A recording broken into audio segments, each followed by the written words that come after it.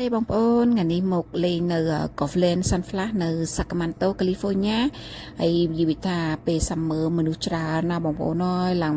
ពេញណែនហ្មងហើយឥឡូវខ្ញុំ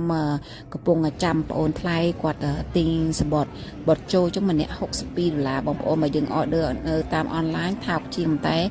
អត់មានកម្រងចឹងទៅក៏មកទៅទិញ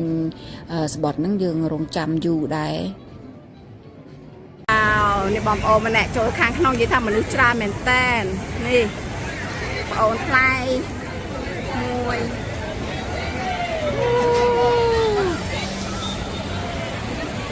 មនុស្សហាទឹកច្រើនណាបងប្អូនណាម្នាក់វ៉ាវ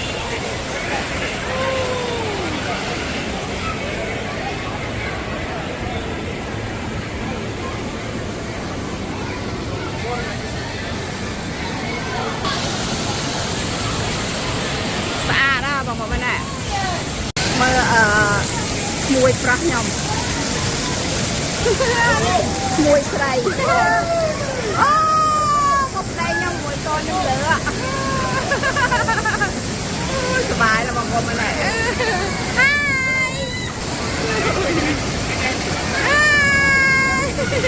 សบายចិត្តណាស់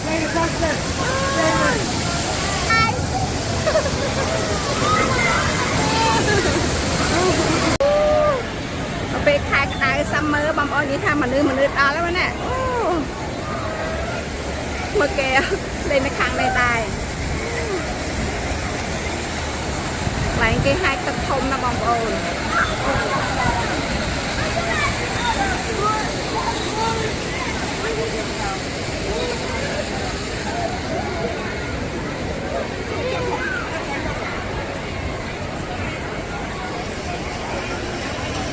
មែនតើបងប្អូន